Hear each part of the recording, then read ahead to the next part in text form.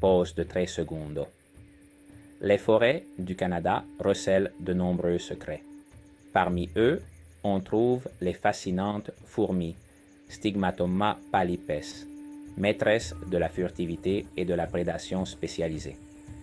Ces fourmis, membres de la sous-famille des Amblyoponinae, ne sont pas aussi communes que leurs congénères qui vivent dans les fissures des trottoirs.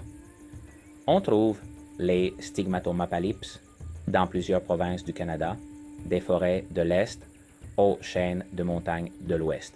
Leur coloration foncée, brun, rougeâtre, leur offre un camouflage parfait dans ce monde d'ombre, leur permettant de traquer leur proie sans être détectés.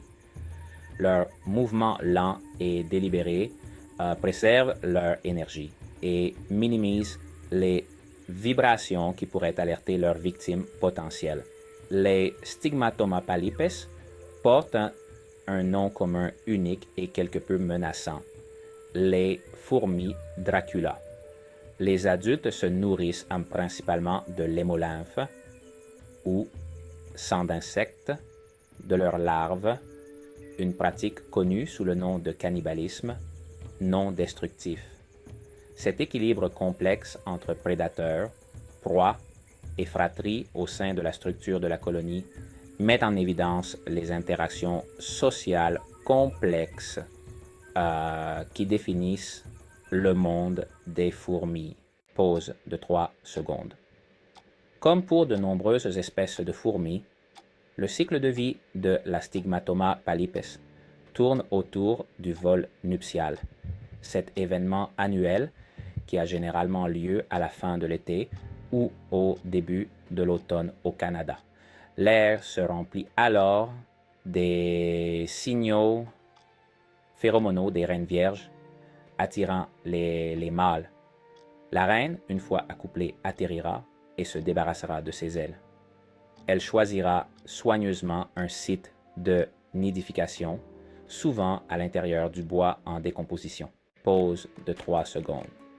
Élever des Stigmatoma pallipes en captivité peut être une expérience enrichissante pour ceux qui sont fascinés par leur mode de vie cryptique.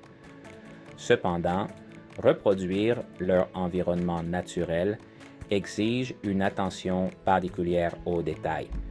Un terrarium conçu pour imiter le sol forestier est idéal pour la Stigmatoma pallipes.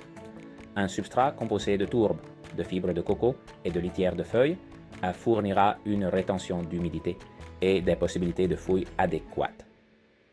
Fournir un régime alimentaire varié composé de proies vivantes est crucial pour le bien-être de la colonie. Les petits mille-pattes, les cloportes et les larves d'insectes au corps mou constituent des sources de nourriture appropriée. L'observation de la Stigmatoma pallipes dans un environnement contrôlé permet de mieux comprendre son comportement et ses interactions sociales. Pause de 3 secondes. Section 4. Les chasseuses. La vie au sein d'une colonie de Stigmatoma pallipes.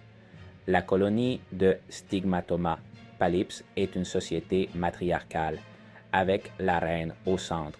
Les fourmis ouvrières présentent une division du travail distincte avec des tâches spécifiques attribuées. À mesure que les fourmis ouvrières mûrissent, elles assument le rôle de fourrageuses.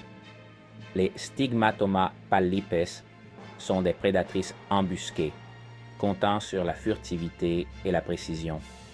Une fois capturée, la proie est paralysée et ramenée au nid. Pause de 3 secondes. Section 5. Conclusion. Un aperçu d'un monde caché. Les Stigmatoma pallipes, les fourmis Dracula du Canada, offrent un aperçu fascinant du monde caché des invertébrés souterrains.